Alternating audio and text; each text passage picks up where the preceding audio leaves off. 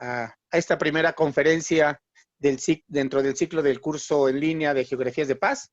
Mi nombre es Miguel Ortega, de la Dirección de Vinculación del INDESOL, y hoy pues vamos a tener la participación de nuestra titular, la licenciada Luz Rosales Esteva, que nos va a dar unas palabras de bienvenida, y entraremos a la primera conferencia impartida por el doctor Manuel Canto, de la UAM, y pues ahorita, después del saludo de nuestra titular, pues ya haré una presentación más detalle del doctor Manuel Canto, que nos acompañará con el tema de análisis de coyuntura para la identificación de actores sociales. Entonces, licenciada, si quiere darnos la bienvenida.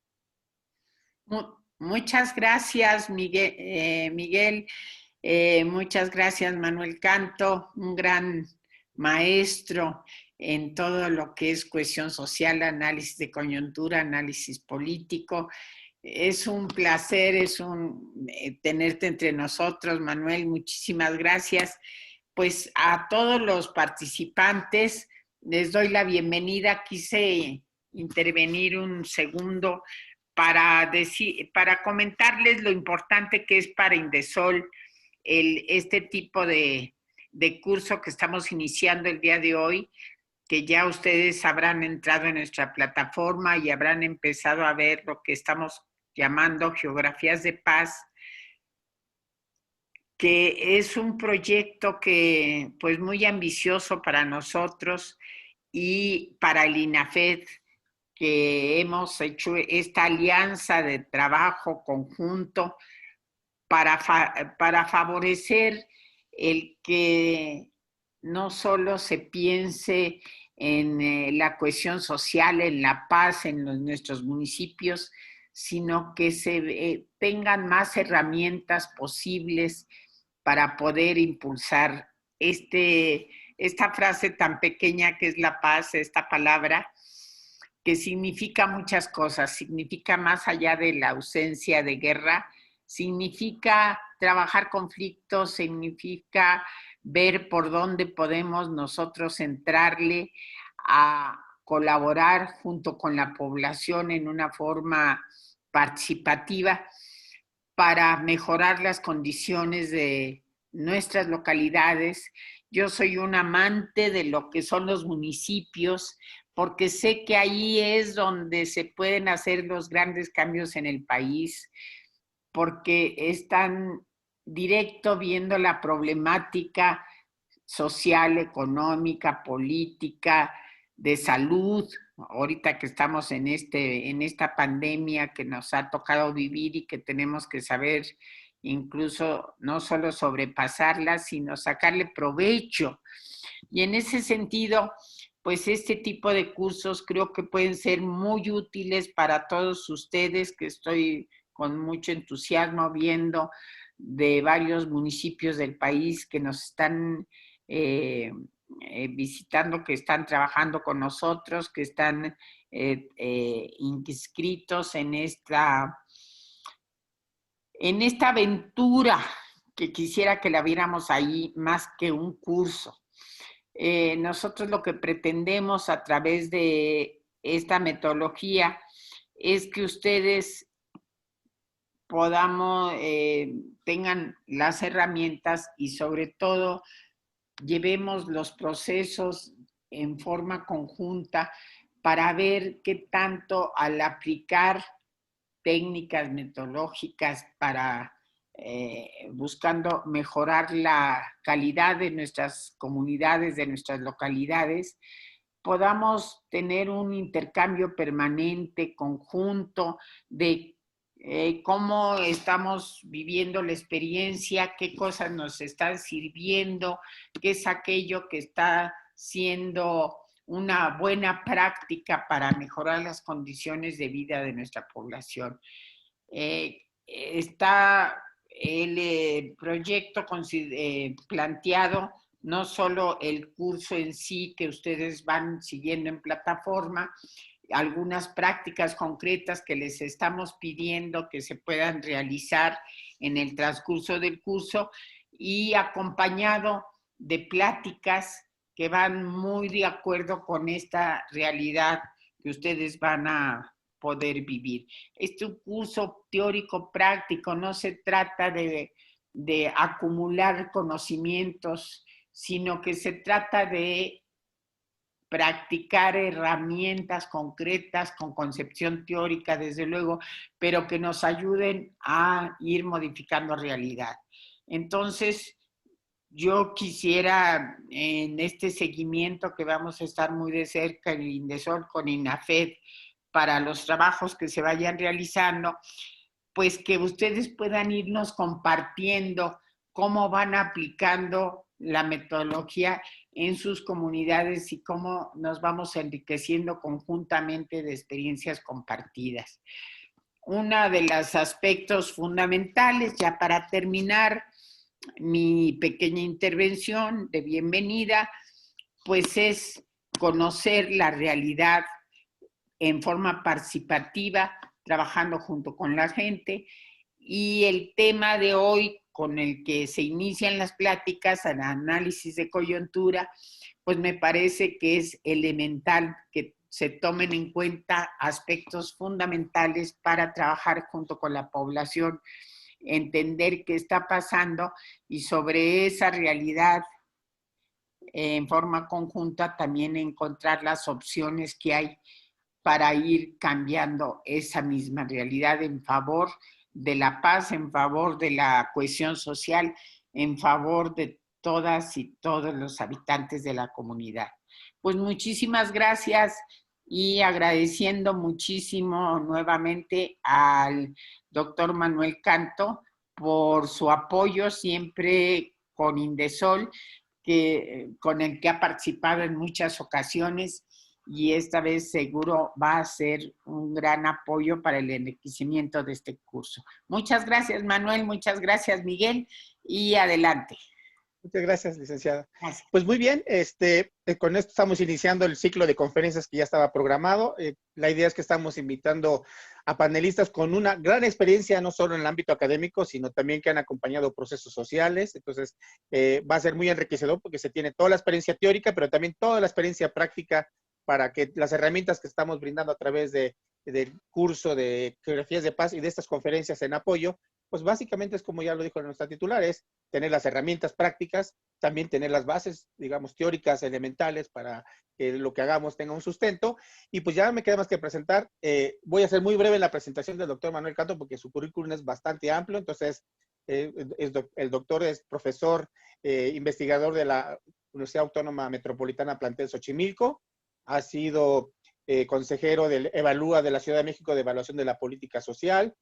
Asesor de muchísimas organizaciones y movimientos sociales, entonces por eso el tema de análisis de coyuntura, identificación de actores sociales, tiene toda la experiencia también en acompañar los procesos sociales y también pues inspirador y acompañado de muchas organizaciones de la sociedad civil en la idea de vincular esfuerzos locales con acciones conjuntas que nos permitan hacer esta doble vinculación, yo diría triple vinculación, academia, organizaciones de la sociedad civil y gobierno en aras de construir pues alternativas que nos permitan desarrollar mejores opciones de vida en una lógica de desarrollo social y de fomento a los derechos humanos.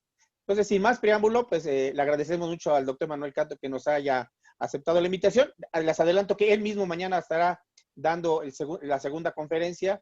Se empalmó por la cuestión que les comentaba en términos tecnológicos que ya pudimos resolver. Entonces, pues le doy la palabra al doctor y agradeciéndole mucho su colaboración en este inicio fundamental para el Indesol y el INAFED en este trabajo con municipios en el marco del curso de Geografías de Paz. Bien, seas bienvenido, Manuel. Pues muchísimas gracias por la presentación, Miguel. Muchísimas gracias por la presentación, Luz. Y el agradecimiento, pues no es solamente de forma, sino que cuando me invitan a estos espacios, pues en los que tenemos, según estoy viendo en el chat, pues personas de prácticamente toda la República, con experiencias de trabajo local, en diferentes ámbitos del trabajo local, pues es realmente cuando uno aprende a dialogar. Entonces, de tal manera que para mí esta va a ser una experiencia de diálogo, de aprendizaje con todos ustedes y podríamos decir de aprendizaje mutuo compartido. De tal suerte entonces que cuando se abordan temas complejos, como es análisis de coyuntura para la identificación de actores sociales en un proceso de políticas y de políticas públicas, pues hay que irse a los aspectos más generales, tal vez a los aspectos más introductorios, justamente para poder propiciar el diálogo. Y pensando que este es uno de los objetivos que tenemos para esta sesión, que la segunda parte, esto es la segunda hora, pues la podamos aprovechar para un intercambio entre todos los participantes. Entonces, un primer asunto, el título. Hay 3 elementos en este título, como ustedes ven: las políticas sociales, los actores sociales, las políticas locales, los actores sociales y el análisis de coyuntura. ¿A qué me voy a referir con políticas locales? Esta reflexión está pensada, ¿verdad? Pues justamente como una apuesta a conectarme con aquellos aspectos que tienen que ver más con el ámbito local. Sin embargo, me atrevería a decir que cualitativamente no hay una diferencia sustancial. Por supuesto que conforme se profundice en el análisis, pues van apareciendo, pero metodológicamente no hay demasiadas diferencias. Entonces, las políticas locales, pues son las que sobre todo, son todas las políticas públicas, pero sobre todo las locales, las que se vinculan con los actores sociales concretos. Y entonces, esta parte que me toca desarrollar acá es la relación que esto guarda o cómo ubicarlos en un análisis de coyuntura. Entonces, para continuar con esto, pues voy a tratar de justificar por qué estos 3 elementos que estoy mencionando. Vamos a empezar con un acuerdo básico sobre lo que son las políticas públicas. Mañana le vamos a dedicar toda la sesión a políticas públicas, así es que solamente haré una diferencia. No voy a proponer una definición, sino una diferencia. Actualmente, cuando se piensa en políticas públicas, suele pensarse por ello de que es todo lo que hace el gobierno. Por tanto, cualquier acción gubernamental es una política pública. Sin embargo, lo que podría decir en este punto, lo que hace que una política sea pública es que participe el público, que participa la sociedad. De lo contrario, no se llamarían políticas públicas. Podemos hablar de políticas de gobierno, entendido como aquellas estrategias que el gobierno pueda seguir en diversos ámbitos, ¿verdad? Pero política pública estamos hablando cuando hay esta relación gobierno-sociedad. De aquí entonces el segundo punto, lo de actores sociales, porque el público, pues si bien se puede considerar como algo genérico, abstracto, ¿sí? Aquí vamos a estar pensando en lo público como los actores concretos. Aquellos que demandan ciertas prestaciones, ciertas acciones al gobierno, aquellos que padecen positiva o negativamente las consecuencias de las acciones emprendidas, ¿sí? De tal manera entonces, ¿verdad?, que este es el sentido de analizar los actores sociales, como aquellos que en concreto están expresando al público. Y un tercer asunto, ¿sí?, pues se deriva de lo siguiente.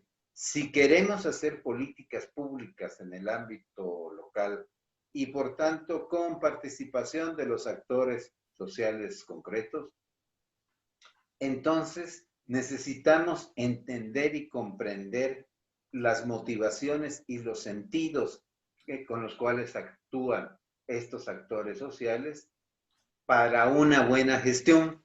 Y enfatizo lo de para una buena gestión porque la relación entre políticas y actores sociales es un asunto de democracia, pero no es solamente un asunto de democracia.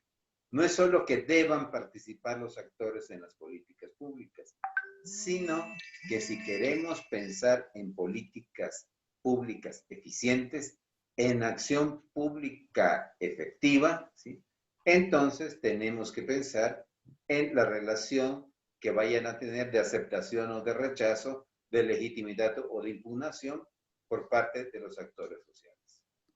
Pero entonces, las acciones sociales pues cambian en los diversos momentos. ¿Y por qué? Pues porque hay condiciones distintas. Las demandas pues no se sostienen a lo largo de todo el tiempo, sino que se van modificando de acuerdo a lo que en un momento dado es más importante. ¿Sí?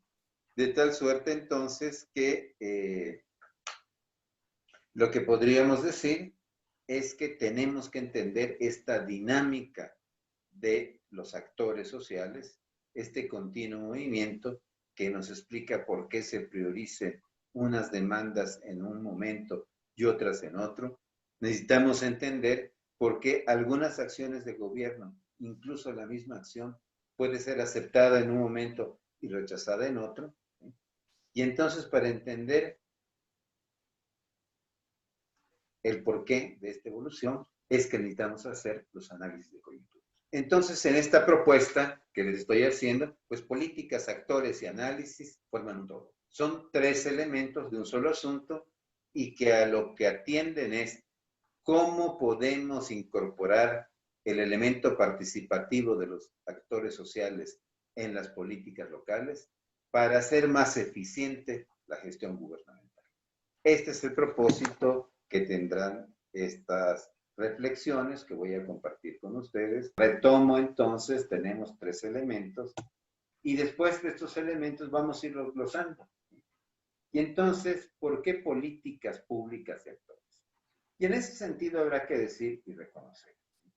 Hay dos visiones contemporáneas de las políticas públicas.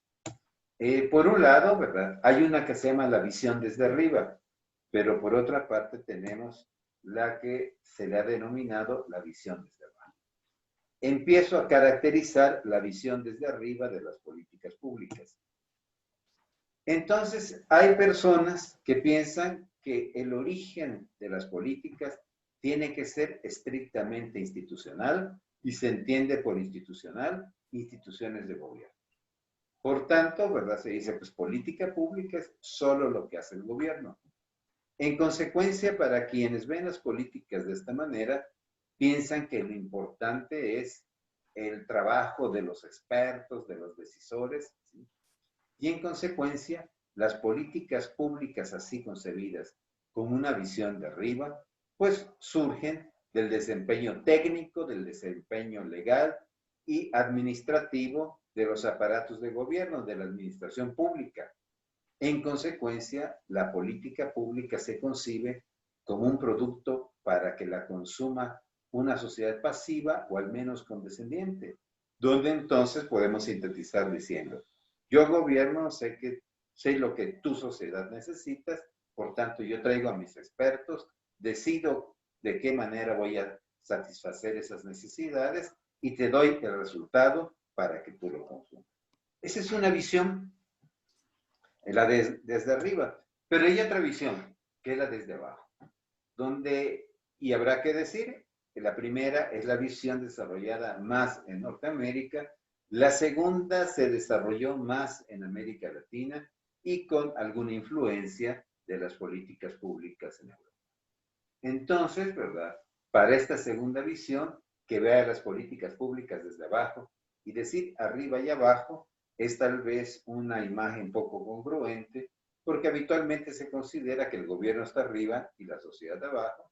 Entonces podríamos decir visión desde lo gubernamental, pero también hay una visión desde lo social que no es incompatible con la visión gubernamental. En este segundo caso, en la visión desde abajo, las políticas se originan en la constelación de demandas sociales, en el conflicto de intereses de los actores. Y aquí voy a irme lentamente en cada una de estas expresiones. De que se originan en la constelación de demandas sociales, creo que queda bastante claro. Esto es, hay diversos núcleos de sociedad que tienen múltiples demandas hacia la autoridad pública. Pero resulta que estas demandas pueden ser conflictivas y no necesariamente este conflicto es entre los pobres y los no pobres, entre los de una clase y los de otra clase. Digo, no necesariamente. Por supuesto que hay un conflicto de clases y eso lo veremos más adelante. Pero también puede haber conflicto en los intereses de una misma clase. Déjeme hacer un paréntesis, lo voy a tratar de hacer lo más breve posible, para decir por qué se piensa que surgen de las demandas sociales, pero también del conflicto de intereses de los actores. Y seguramente que ustedes tendrán ejemplos mucho más pertinentes que el que les voy a dar, pero es al estar haciendo esta exposición, es una cuestión que se vino a la memoria. Cuando en la Ciudad de México por primera vez se eligió gobierno de manera democrática a través de la votación de todos los ciudadanos del entonces Distrito Federal, ¿sí? Pues se abrió un proceso de colaboración entre gobierno y organizaciones civiles, con participación de la sociedad, y entre los varios proyectos que surgieron hubo uno muy interesante de hacer ludotecas. Esto es, lugares en los cuales los niños, después de asistir a la escuela, pudieran ir por las tardes, pues a entretenerse, ¿verdad? De ahí lo lúdico, pero también a trabajar sobre sus tareas, a combinar estas dos cosas. Porque el problema es, pues, que en zonas populares, pues los niños quedan en las tardes al cuidado de un candado en la puerta y en el mejor de los casos de un televisor. Entonces decía, hagamos espacios públicos para que se pueda dar este apoyo a la formación y al desarrollo de los niños. Y entonces, pues, en una colonia, pues rápidamente la gente dijo, sí, nos parece bastante bien. Entonces, pues, el gobierno iba a poner diseño y materiales del espacio, las organizaciones de la sociedad civil iban a poner la metodología para trabajar en una ludoteca, y la población iba a poner un terreno, ¿sí? y a ayudar a la construcción, de tal manera que era un acuerdo entre tres partes. Y entonces todo empezó a funcionar muy bien hasta que se presentó un problema. En medio de la colonia, como ocurre en muchas ciudades de este país, pues pasa una avenida muy ancha, con pocos señalamientos y dispositivos para los transeúntes, para los peatones, y por tanto los coches pasan de manera muy veloz. Y el problema que se presentaba es, con los niños que atraviesen esta avenida, pues van a estar en riesgo. Entonces, cuando se empezó a hablar de justamente, ¿verdad?, dónde debía estar este terreno, un grupo de ciudadanos dijo, no, pues nos parece que pudiera estar de este lado, del lado donde ellos vivían, con un interés muy legítimo, que nuestros hijos no atraviesen la avenida peligrosa. Pero los del otro lado dijeron exactamente lo mismo, con el mismo interés, no, mejor de este lado. Entonces, pues por supuesto que no podía haber una ludoteca de un lado y otra de otro. Y entonces, ante los recursos escasos, en esta ocasión la ludoteca, el interés de un mismo grupo social, todos eran habitantes de la misma colonia, con el mismo nivel socioeconómico, con el mismo interés del cuidado de sus hijos, este interés legítimo hizo inviable el proyecto. De ahí entonces, que cuando se piensa en las políticas desde abajo, haya que tomar en cuenta esto. Se originan en la constelación de demandas sociales, en el conflicto de los diversos actores. Y en consecuencia, el gobierno actúa pues en función de las presiones, de la iniciativa de los diversos grupos sociales, ¿sí? Estos, para intervenir, pues desarrollan sus capacidades técnicas, políticas, organizativas, y esto desafía a los gobiernos a desarrollar la capacidad de aprovechar productivamente lo que la sociedad puede aportar. Entonces, en este segundo grupo se encuentran las políticas de los gobiernos progresistas en América Latina, ¿sí? Parten de que se originan de la diversidad de demandas sociales y que el gobierno tiene que actuar en función del estira y afloja que se den en estas demandas, ¿sí? Que los actores sociales no son la población así en genérico, sino que son personas organizadas que tienen diferentes capacidades técnicas, económicas, políticas, y que entonces el reto para un gobierno es cómo aprovecho esas capacidades. Entonces, este segundo modelo sobre todo es imperativo cuando estamos hablando de democracia, cuando estamos hablando que la acción gubernamental tiene que desarrollarse en condiciones de democracia. Pero hoy válidamente podemos preguntarnos, ¿y qué es esto de la democracia? ¿Cómo la aterrizamos en concreto? Y podemos decir que hoy en día hay por lo menos 3 diferentes niveles de democracia, no contrapuestos, pero que es necesario tener en cuenta, particularmente el tercero al que me voy a referir, porque este se relaciona muy directamente con la acción de los gobiernos en todos los ámbitos, pero sobre todo en el ámbito local. Vamos a ver esto. Por un lado, el modelo de democracia que todos conocemos es el de la democracia representativa, ¿sí? ¿En qué consiste esta democracia? Pues en que la población, a través del voto, delega en unas personas la capacidad de tomar decisiones. Esto es, todos nosotros ciudadanos, ¿verdad? Vamos y depositamos un voto y a través de ese voto le estamos delegando a alguna persona, algún grupo, algún partido, ¿sí? La capacidad de decidir por nosotros. Esto es, delegamos nuestra voluntad y votamos. Esto se considera democracia hoy en día, ¿sí? Y esto es algo que, pues que en América Latina todavía seguimos anhelando que se cumpla cabalmente. Pero hay otra forma de democracia, no reñida con la anterior, complementaria, que es la democracia directa. ¿En qué consiste la democracia directa? Es cuando la población decide, sin intermediarios, sin representantes, sin delegar el voto, sobre algo específico, con un sí o con un no.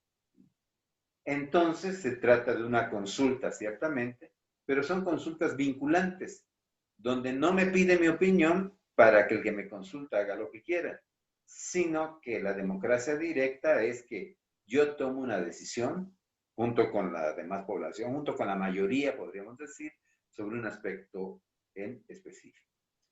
Esta, pues en los últimos meses y años se ha puesto muy a la orden del día en el país, por lo tanto creo que mayores ejemplos no requieren. Pero hay otra forma de democracia, más, podríamos decir, más frecuente, pero menos referida, que es la democracia participativa. ¿En qué consiste esta? Cuando la población, ¿sí?, de manera organizada, interviene en los asuntos del gobierno sobre temas que le interesan. Esto es, en el primer caso yo digo quiénes gobiernan. En el segundo caso, decido sobre aspectos específicos. Pero en el tercero, son en las acciones cotidianas del gobierno donde me involucro.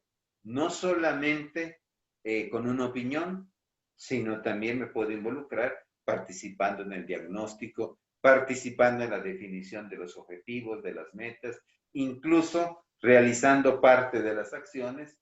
Entonces, el sentido específico de la democracia participativa es intervenir en el proceso de gobernar, y esto es justamente lo que se relaciona con las políticas públicas. Pero hay un asunto muy claro, ¿sí? Cuando estamos hablando de participar en los asuntos de gobierno, pues esto difícilmente se puede hacer de manera aislada. Digamos, algunas élites podrían hacerlo. Uso un ejemplo de lo que yo intervine, que Miguel lo refirió en la presentación. Pues en la Ciudad de México hay un Consejo de Evaluación del Desarrollo Social, también en el país, pero hablo de mi experiencia en la Ciudad de México, donde ciudadanos, ¿sí?, participamos a título individual en evaluar los programas del gobierno. Pero lo hacemos a título individual, ¿sí? No lo hacemos como parte de un movimiento. Pero la democracia participativa es cuando la población organizada en grupos, con organizaciones específicas, participa de estos asuntos, interviene en el acto de gobernar, y la manera concreta, el dispositivo teórico analítico que tenemos hoy para hacer esto son las políticas públicas. Entonces, ¿verdad?, estamos vinculando los... Vamos ahora a ver actores sociales, ¿sí? Y aquí quiero hacer una aclaración. Me estoy refiriendo a actores sociales y no políticos, ¿sí? No porque los segundos sean, no haya que tomarlos en cuenta, haya que desaparecerlos de la escena, ni mucho menos. No estoy pensando en eso. Sino el ejercicio de gobierno cotidiano se hace en una interacción con la sociedad, no se hace con los partidos políticos.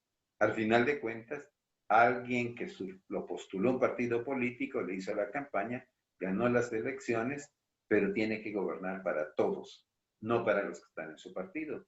Entonces, es por esto que lo que estamos viendo es en estos gobiernos desde lo local, pues cómo se relacionan con los actores sociales. ¿Qué los caracteriza? Sí. Para empezar, que hay una diversidad de los mismos. Pongamos algunos ejemplos. Hay actores sociales cuyo origen, cuyo fundamento es la clase social. Por ejemplo, los sindicatos, ¿sí? O las organizaciones empresariales. Tenemos actores sociales de dos clases diversas. O bien los campesinos. Entonces, en este caso, estamos ubicando a los actores sociales por la posición que ocupan en el proceso productivo. Durante buena parte del siglo XX se pensaba que estos serían los únicos actores, pero justamente la experiencia latinoamericana dijo, no, para hay otro tipo de actores, los que surgen del territorio, del barrio, del municipio, de la región, ¿sí? Y que tienen demandas como sería la vivienda, los servicios urbanos, ¿sí? Que no tienen que estar reñidos con los anteriores, pero que son diferentes, ¿sí? Y también, mucho más acá, empezamos a reconocer, aunque existían desde tiempo atrás, pues los actores de causa específica. Esto es, que no están tanto en función de una reivindicación propia, sino de reivindicaciones de terceros. Por ejemplo, aquellos que luchan por la equidad de género, por el derecho de los jóvenes, por el medio ambiente, que no están reivindicando, en algunos casos sí están reivindicando intereses propios, pero que también pueden reivindicar intereses de otros con los cuales se solidarizan. Entonces, ¿qué ha pasado ahora? Así como vimos hace un momento que se diversificó la democracia, también se han diversificado los actores sociales. ¿Qué elementos tienen en común? Si ustedes quieren, pensemos, ¿qué define un actor social? Esto es que tienen una identidad, un motivo para estar juntos. Y puede ser, pues mi motivo para estar con otros compañeros que trabajamos en el mismo lugar y que creamos un sindicato. Pero el motivo es también que estamos muy preocupados porque el medio ambiente se está deteriorando y nos organizamos para impedir la contaminación de los ríos, la contaminación de la tierra, ¿sí? Entonces, y por identidad se entendería cuál es el motivo que tenemos para estar juntos. Y este motivo para estar juntos tiene también un objetivo compartido, lo que queremos alcanzar estando juntos. El objetivo da lugar a una estrategia compartida, que las estrategias pues, pueden cambiar a lo largo del tiempo, ¿sí? Pero en un mismo tiempo, con relación a un mismo asunto, pues las estrategias o la estrategia es común. Y una cuarta nota que podríamos ubicar es la incidencia. Esto es, buscan influir en las acciones de gobierno a fin que el objetivo que persiguen se pueda alcanzar. De tal manera que podríamos incluir un quinto elemento, las alianzas.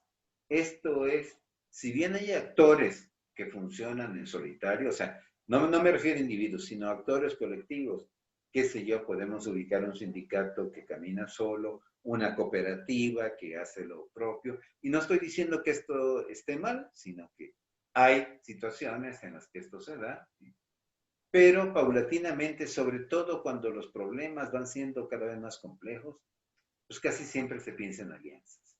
Esto es, con organizaciones de su mismo tipo, habitualmente los sindicatos se relacionan con sindicatos, pero también vemos la experiencia que cada vez más se relacionan pues con organizaciones de diferente tipo, con las campesinas, con las civiles, ¿sí? Y que puede ser que se alíen organizaciones de un mismo municipio, pero también empiezan organizaciones a articularse, a establecer alianzas con vecinos de otros municipios, de una misma región, incluso de otra región. Entonces, podríamos decir que lo que define un actor, lo que nos permite conocerlo, aprenderlo en el sentido de agarrarlo, es analizar la identidad que tiene, los objetivos que persigue, la estrategia que se propone para alcanzar esos objetivos, el tipo de incidencia, de influencia que quiere tener el gobierno y las alianzas que construye.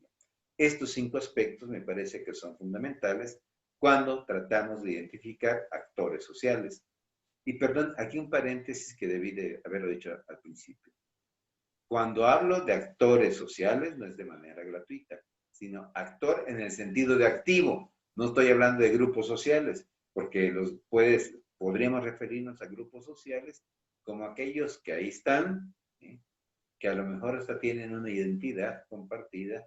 Todos somos de este mismo pueblo, todos somos artesanos, todos somos tal cosa, pero no necesariamente tienen un objetivo común, ni una estrategia, ni pretenden incidir, ni se alían para ello. Es por esto que actor social justamente define a este lado activo, aunque sea redundante, pero me pareció necesario explicitarlo. Muy bien. Entonces, el tercer elemento es que estamos hablando de coyuntura. ¿Sí? Una coyuntura se relaciona para diferenciarse con la estructura. Una primera aproximación a la diferencia entre ambos. Estructura es la que se da en el largo y mediano plazo, coyuntura en el corto plazo. Esto puede ser válido, pero no es suficiente. Hay que añadir otros ingredientes. Retomo el ejemplo que puse sobre los 3 tipos de democracia, por un lado para recordarlo y porque por otra parte, pues esto me haría utilizar ejemplos ya anteriormente puestos en práctica y que, que pues también permiten ahorrar tiempo, optimizarlo. Entonces les dije hace un momento que hay 3 formas. Una forma es la democracia representativa. Esto es donde delegamos a través del voto en persona las decisiones. ¿Sí? Y entonces, para el ejercicio de la democracia representativa, pensemos en nuestro país, pues hay una estructura, ¿sí? Hay una ley, hay códigos electorales, hay instituciones como los institutos electorales, ¿verdad? Como los tribunales electorales, hay partidos. Esto sería la estructura para la democracia representativa. Pero entonces, ¿cómo distinguimos una coyuntura? Si entonces nos preguntamos, ¿qué es aquello que influye para que en un momento determinado la población vote de una cierta manera? Un análisis de coyuntura nos tendría que decir por qué en estas elecciones la población prefirió A que B, o bien porque es preferible que en las próximas elecciones prefiera B que A. Esto es la práctica, el funcionamiento del asunto sería la coyuntura. Vamos a un segundo ejemplo. Hablé también de la democracia directa y también para la democracia directa hay una estructura para que esta funcione. Esto es, hay procedimientos establecidos para consultar a la población. La Convención de Derechos Humanos los tiene, ¿verdad? La Constitución del país lo tiene, las leyes en muchas ciudades, en muchos estados, hay leyes que regulan los mecanismos de consulta conocidos como democracia directa. Pero entonces la coyuntura, ¿qué es lo que nos explicaría? ¿Por qué en un determinado momento hay un tema específico que se vuelve relevante? Por decir algo, seguramente que hasta el año pasado, ¿sí? El tema de salud, a lo mejor, no digo que no, a lo mejor no era de los más relevantes. Pero hoy, ¿verdad? ¿Quién podría negar que el tema salud es totalmente relevante? Un cambio de condiciones que da lugar a que la coyuntura se modifique. Un tercer ejemplo. ¿Sí? Decíamos que pues, los gobiernos hacen programas, hacen políticas, ¿sí? Y entonces podríamos decirnos en una determinada coyuntura, ¿sí? ¿Por qué en un determinado momento se vuelve necesario un tipo de acción? ¿Sí? o una acción específica puede ser más o menos aceptable para la población. Nótese, en este tercer caso empecé con la coyuntura. Esto es, podríamos decir, ¿por qué ahora, sí? Pues la población demanda mayores y mejores servicios de salud pública. Pues podríamos decir la pandemia, etcétera, ¿sí? Pero esta coyuntura no la podemos entender sin una estructura. Esto es, hay una estrategia de mediano plazo definida por el gobierno federal para orientar las políticas, y estos son los planes y programas. Hay un plan nacional de desarrollo, hay un anexo de este plan, hay programas sectoriales de salud, de bienestar, ¿sí? Pero también hay programas institucionales, como seguramente el que tendrá que hacer el INDESOL, para poner el ejemplo, ¿verdad? Y esto a nivel federal se replica, como ustedes bien lo saben, a nivel local, ¿sí? Hay programas generales de desarrollo en algunos estados, ¿verdad? Los municipios tienen que ser su plan de desarrollo municipal. Esto podría ser la estructura. Pero, ¿qué hacer en un determinado momento ante cierto tipo de problemas emergentes? Esto lo vuelve ya un asunto de coyuntura. Entonces, ¿verdad? ¿En qué tendríamos que fijarnos para atender a la coyuntura? Pues tradicionalmente se ha hablado de algunos componentes, se dirá, hay que observar la economía, cuánto ha crecido o si está estancada el Producto Interno Bruto, ¿sí? Pero también qué pasa con las inversiones. Si uno analiza las inversiones que se están haciendo en un momento dado, pues puede prever que al año siguiente pues no va a haber crecimiento porque no hubo inversión. Pero también puede ver qué es lo que pasa con el empleo. Ese sería un nivel de economía. Pero también está lo social, si la pobreza aumentó o disminuyó, si la desigualdad le pasó algo similar, ¿sí? Y en la política, ¿verdad? Pues, ¿cuál es el tipo de participación electoral que tiene la población? ¿Cómo se han reformulado los partidos? ¿Cuáles son las demandas ciudadanas? E incluso nos podríamos ir a la ideología, ¿sí? Esto es, pues hay diferentes visiones, diferentes modelos, diferentes creencias, ¿sí? Todo esto entonces actúa en la coyuntura, ¿sí? Podríamos decir, pongo un ejemplo hacia adelante. Hoy la coyuntura de la pandemia, ¿qué nos dice? Pues que por justamente su dinámica internacional, la economía está ya en un proceso de estancamiento, ¿sí? Que las inversiones se han hecho más lentas, más bajas, que el empleo, ¿verdad?, ha decrecido. En lo social, pues que si el empleo decreció, la pobreza está aumentando, ¿verdad? Y como pasa, habrá que ver, pero como pasa en las situaciones de crisis, no solo aumenta la pobreza, sino también la desigualdad, porque la crisis no es igual para todos. Y en la política, ¿qué pasa? Pues los partidos empiezan a incorporar el tema a su agenda, ¿sí? Y las demandas ciudadanas se transforman. Queremos empleo, queremos salud, ¿sí? Y por supuesto que hay diferentes creencias desde las cuales la población también quiere esto. Pero si tratamos de ubicar a los actores que funcionan en una determinada coyuntura, ¿sí? Les propongo un esquema muy simplificado, ¿sí?, pero que ayuda a esto. Y esto es ubicar a los actores en función de tres aspectos. El primero de ellos son las ideas. Todo actor comparte, lo es porque entre sí comparte, entre los que componen a ese actor comparten unas ideas. Que las ideas pueden ser teorías, ¿sí?, pueden ser modelos. Pongo un ejemplo. Pues cuando los empresarios piensan en el desarrollo del país, están partiendo de una cierta teoría del desarrollo económico, en la cual, ¿verdad?, pues hay que incentivar la inversión privada, hay que disminuir los impuestos, o por lo menos no acrecentarlos, ¿verdad? Y hay que propiciar, ¿sí?, pues el control de la inflación, la disponibilidad de ahorro para las empresas, etc. Pero también hay otras teorías, aquellos que dicen, no, en momento de crisis es cuando hay que gastar, ¿sí? ¿Para qué? Para que la población se ocupe, ¿sí? Y si la población se ocupa, entonces va a consumir más y las empresas van a tener a quien vender. Como vemos, hay diferentes teorías de cómo se puede actuar en una coyuntura específica. Habrá quienes digan, ciertos actores dirán, no, para nada impuestos. Y otros que dirán, no, sí, lo que requerimos son más impuestos para que el gobierno pueda funcionar y pueda orientar a la economía. O sea, hay diferentes teorías, hay diferentes valores. ¿Sí? Y por tanto, pues hay que analizar las ideas de los actores. Pero hay que ver también con qué instituciones se relacionan. Algunos se relacionarán más de instituciones sociales, otros más de instituciones políticas, otros más en relación con el gobierno. Y no estoy diciendo que unos sean mejores que otros, sino si queremos ponderar las características de ciertos actores, pues debemos tener en cuenta también las instituciones con las que se vinculan.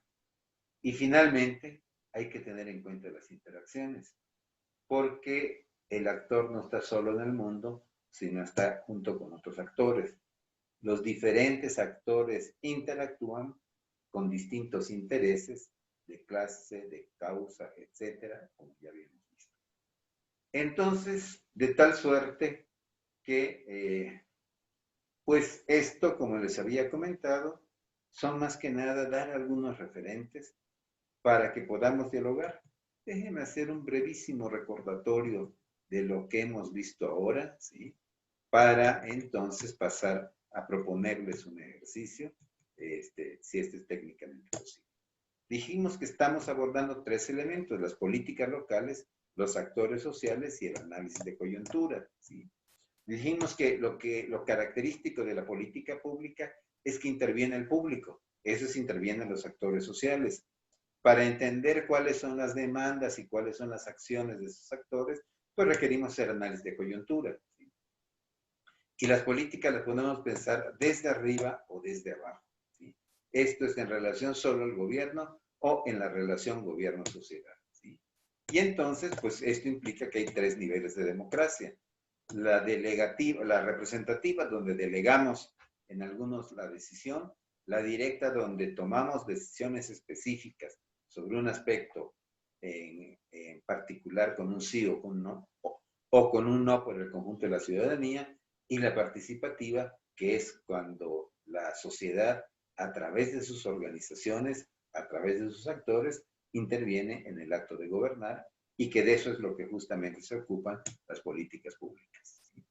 Veíamos que los actores sociales son diversos, pueden ser de clase, territoriales, por causas específicas, ¿sí? Y que lo que definen a los actores es su identidad, sus objetivos, las estrategias que emplean, el tipo de influencia que quieren tener sobre el gobierno y las alianzas. Y finalmente, estructura y coyuntura. Dijimos, una primera imagen es que estructura es en el largo y mediano plazo, coyuntura es en el corto plazo, ¿sí? Ejemplificamos, ¿sí?, diciendo que en las formas de democracia, pues hay una estructura para ejercerla, pero las acciones concretas de la población en la democracia, pues se dan con cosas mucho más específicas, ¿verdad? Entonces, esto es lo que hace la diferencia entre estructura y coyuntura, pero por otra parte que una sea difícil de entender sin la otra, ¿sí? Y que entonces, pues cuando hacemos coyuntura hay que entender lo económico, lo social, lo político, lo ideológico, ¿sí? Y que pues en determinados momentos puede ser que la influencia sea mayor de la economía, en otros será de la ideología, en otro de la política. No es una visión, si ustedes quieren, por niveles, sino que se interactúan estos diferentes niveles. Y decíamos, si queremos ubicar a los actores en concreto, pues podríamos preguntarnos de estos que se están manifestando, cuáles son sus ideas, con qué instituciones se relacionan y con qué otros actores sociales interactúan. Todo esto para decir, entonces, en un determinado momento, qué tan factible será esta política, qué tan necesaria será, cuál es la demanda social que hay sobre ella, y el tema de política pública en concreto lo veremos mañana.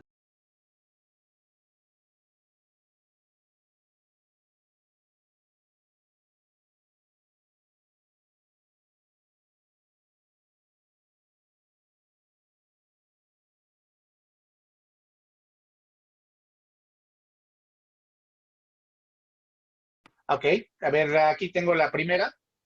Es, pueden hacer un ejemplo de las dimensiones de los actores sociales? Me quedan dudas sobre las instituciones. Pregunta Claudia Orea.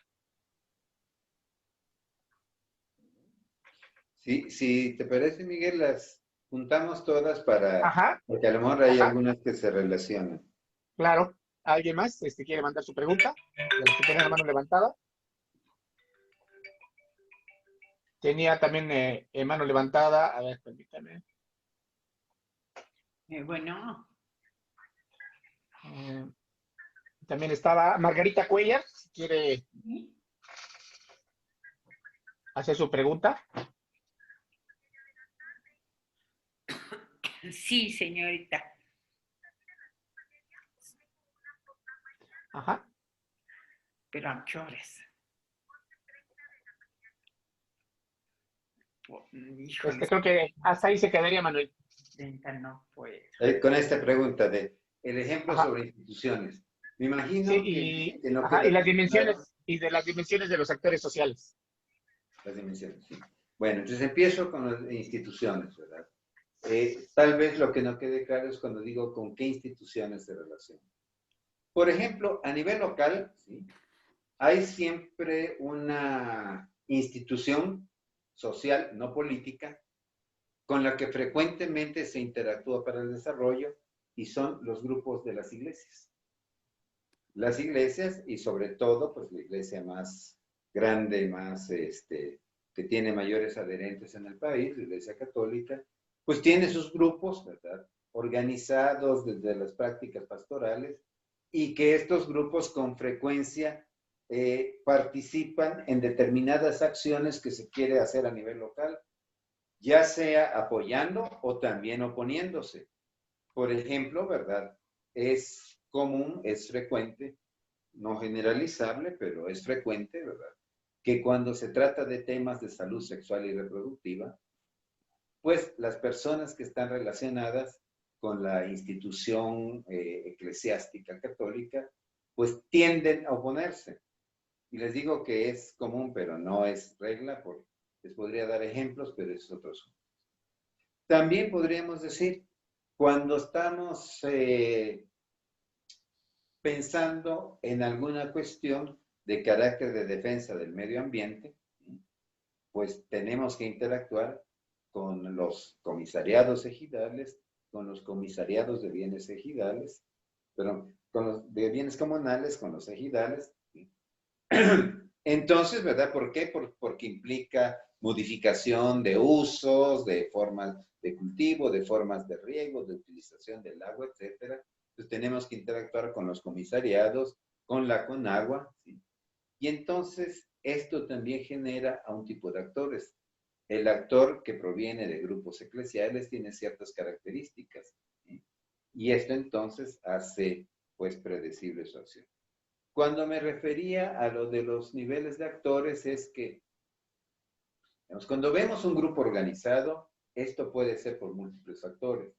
Si es por cuestiones de clase, pues se van a organizar en un sindicato. ¿El sindicato para qué es? Pues para la defensa del salario, de las condiciones de trabajo, de la permanencia en el empleo. ¿Sí? Pero si estamos hablando de, por ejemplo, el agua potable, pues muy probable la introducción de agua potable, lo más probable es que los sindicatos no tengan mucho que ver en el tema, pero sí lo van a tener los vecinos de tal colonia, ¿sí? Y los vecinos se van a organizar, ¿verdad? En grupos no necesariamente formales, sino en muchas ocasiones informales, para promover la introducción del agua potable, para promover también la pavimentación o el arreglo, por ejemplo, de los cementerios, que es un espacio muy importante de organización en las comunidades pequeñas. Entonces estamos hablando aquí más bien de actores territoriales, cuyo propósito fundamental es la defensa de mi territorio o la promoción de mi territorio.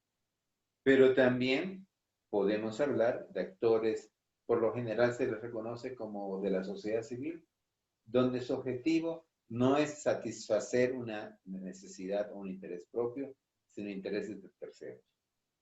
Cuando hay mucha violencia, ¿sí? Y que los cuerpos de seguridad pues actúan de manera inadecuada, se forman grupos de derechos humanos justamente para promover pues el respeto de estos derechos. No es que precisamente estén defendiendo los derechos de quienes han padecido las violaciones, sino que pueden ser personas especializadas, grupos de abogados que se organizan para la promoción de los derechos humanos, para la defensa de estos derechos. Entonces, todos estos que he estado ejemplificando son actores sociales, pero lo pueden ser porque pertenecen a una clase, porque tienen una causa en común, como estos últimos que dije, ¿sí? Porque habitan un territorio, incluso podríamos decir porque tienen una misma cultura. En la Ciudad de México y seguramente que en otras ciudades, pues es común ver que los indígenas migrantes pues se agrupan por su etnia, ¿sí? Entonces están los triquis por un lado y los mijes por otro, y así diferentes grupos indígenas que hay en la Ciudad de México, ¿verdad? Y seguramente que en todas las ciudades podemos ver estos tipos de agrupamientos. Entonces, esto es lo que comentaría en las preguntas. Espero haber sido un poco más explícito que en la presentación.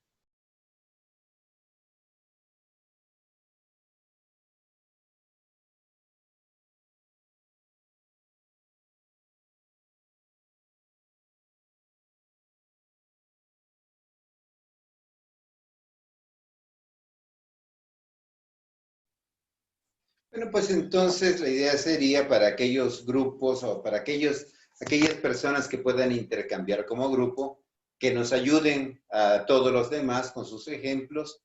Y entonces la pregunta sería esta.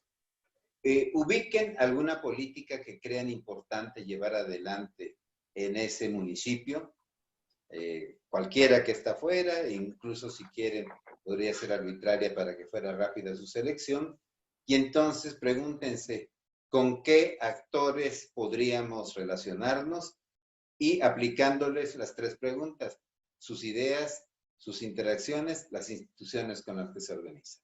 Se trataría nada más de ponernos un ejemplo de cómo harían este análisis. Sí. Adelante, Ricardo. Sí, bueno. ¿Sí ya me escuchan?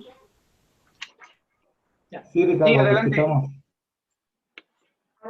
Sí, bueno, nosotros como política pública hemos y estamos trabajando de ello en el tema de construcción de paz. Al respecto, como actores sociales, tenemos las asociaciones civiles, organizaciones sociales, asociaciones religiosas, asociaciones empresariales, asociaciones educativas y asociaciones culturales principalmente, y pues nuestra interacción con estos actores sociales es definiendo conjuntamente las tareas específicas en zonas geográficas determinadas. Aquí en el puerto de Acapulco, de momento hemos seleccionado 3 zonas por sus mayores índices de violencia, que son Ciudad Renacimiento, la colonia Zapata y la colonia Progreso. Sobre las acciones para desarrollar en estas zonas, son sobre prevención social del delito, en materia de salud pública, economía solidaria por el tema de la pandemia, y también en el tema educativo, la erradicación del analfabetismo, que tenemos altos índices de analfabetismo, y también de rezago educativo. Pues estos son las los actores sociales que tenemos ubicados y con los cuales ya nos estamos vinculando. Pues esta sería nuestra respuesta respecto a este ejercicio, maestro o doctor Manuel Canto. Muchas gracias, Ricardo. ¿Fue de qué municipio? De Acapulco Guerrero, del Ayuntamiento de Acapulco Guerrero. Muchas gracias. Muy bien. ¿Me puede indicar del municipio de Escobedo quién sería la persona para que le abran el micrófono? Luis Garza. Luis Garza, por favor, Eric. Sí, en un momento, Luis Roberto Garza.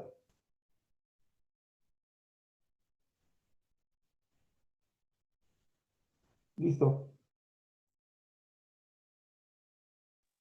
Adelante, Luis.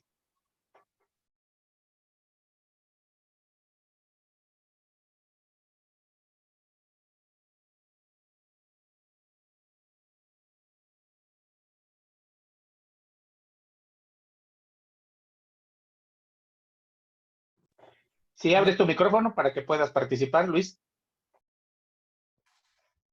Buenas tardes, ¿me escuchó? Sí, adelante. Bueno, buenas tardes. De parte del municipio de Escobedo, nosotros les presentamos nuestro mapa de actores sociales que hemos elaborado y nosotros estamos trabajando con el tema de construcción de paz.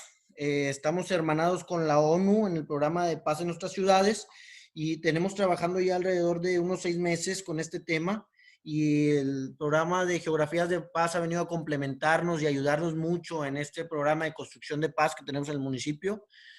Y a partir de este programa de construcción de paz, empezamos a desarrollar y empezamos a ver cuáles son las instituciones de alto poder, los colectivos organizativos y la población desorganizada que influye y que impacta en este proyecto. Y como instituciones de alto poder logramos detectar el gobierno estatal, el gobierno municipal, el DIF, desarrollo social, salud, educación, seguridad pública, prevención, deportes y desarrollo económico. Como colectivos organizativos, vimos a las familias, las iglesias, las pandillas, los jueces auxiliares, las lideresas, clubes deportivos, promotores deportivos, escuelas, centro médico, comercios, policías, unidades deportivas, parques lineales, centro comunitario, mercados y un invernadero que ahí da trabajo a las familias y que es parte de este programa de construcción de paz que estamos llevando.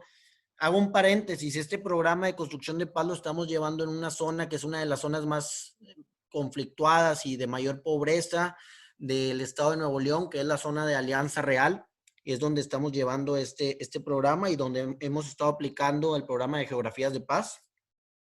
Y como la población desorganizada, nos hemos encontrado, pues por ejemplo, en la institución de familia son los papás, las mamás, los hijos, los abuelos, y también lo dividimos por género, que son los hombres, mujeres, jóvenes, niños, los usuarios, los alumnos, los maestros, los directores, los trabajadores municipales o estatales, los padres, párrocos o pastores de las iglesias o de los templos, los feligreses y los comerciantes.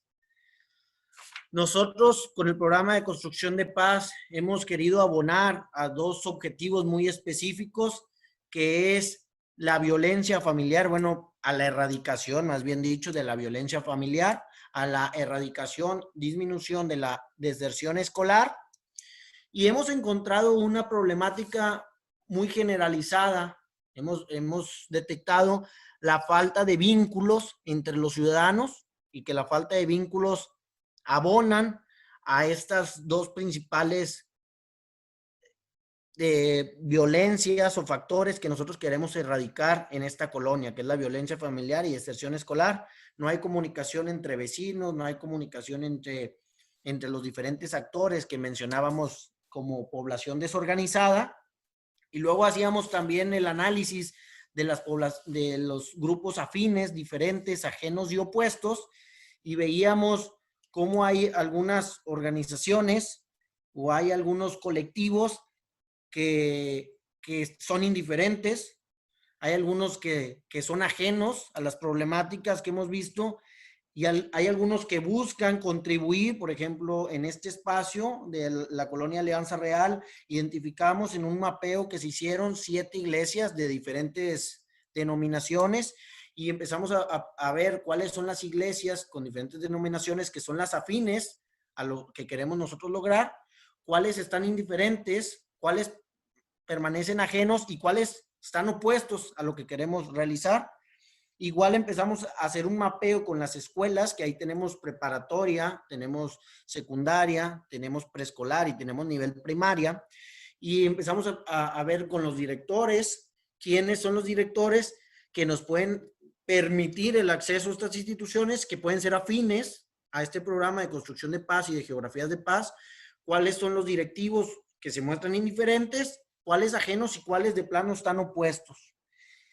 Asimismo, hicimos el mismo análisis con los clubes deportivos para ver cuáles son los clubes deportivos que pueden ayudarnos y cuáles tenemos que estar en este convencimiento, en este trabajo de convencerlos para que vean que este proyecto de construcción de paz y de geografías de paz nos pueden ayudar a mejorar las condiciones sociales de la colonia. Entonces, es un poquito del trabajo que alcanzamos a platicar en estos 10 minutos. Muchas gracias. Excelente, muchas gracias.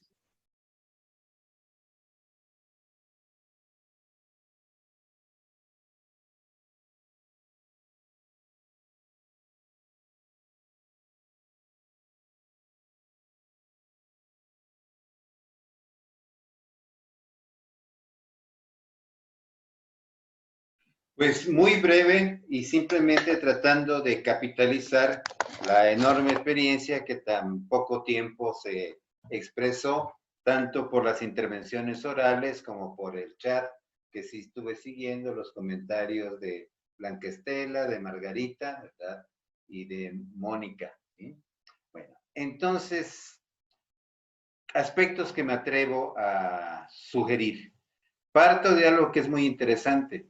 Creo que todos aquellos que propusieron ejemplos están muy claros que la dimensión de la tarea de construcción de paz rebasa los solos recursos gubernamentales y que por tanto hay que activar a la sociedad o hay que apoyarse en la sociedad para alcanzar estos objetivos. La gran mayoría, ¿verdad?, hablaron de líderes naturales, iglesias, asociaciones civiles, asociaciones religiosas, ¿sí? Y clubes deportivos, etc. Pero les pediría que pensáramos en algo. ¿Qué es lo que va a pasar si es que no lo han hecho? A lo mejor ya lo hicieron, pero ¿qué es lo que va a pasar cuando sentemos a todos estos juntos a pedirles que se adhieran a la estrategia que se está planteando de construcción de paz? Pues, por ejemplo, iglesias que son de diferente denominación, pues lo más probable es que se vean con desconfianza. Por ejemplo, en algún caso se convocará, ¿sí?, a los empresarios, ¿sí?, y a las organizaciones, déjeme ver, aquí estuve tomando nota, ¿sí?, y a las organizaciones sociales. Pues no sería imposible también que se vieran con desconfianza y que algunos dijeran, ¿por qué no mejor le añadimos A? Y otros van a decir, no, le añadimos Z. Entonces, esta es la importancia de hacer el análisis de los actores sociales. Porque, qué sé yo, pongo solamente un ejemplo. Me llamó mucho la atención, si no me equivoco, en Escobedo, que hay 7 diferentes denominaciones religiosas en la zona en la que van a trabajar. ¿Y qué es lo que pasa si se les hace una propuesta a las 7 denominaciones de un planteamiento de carácter ecuménico?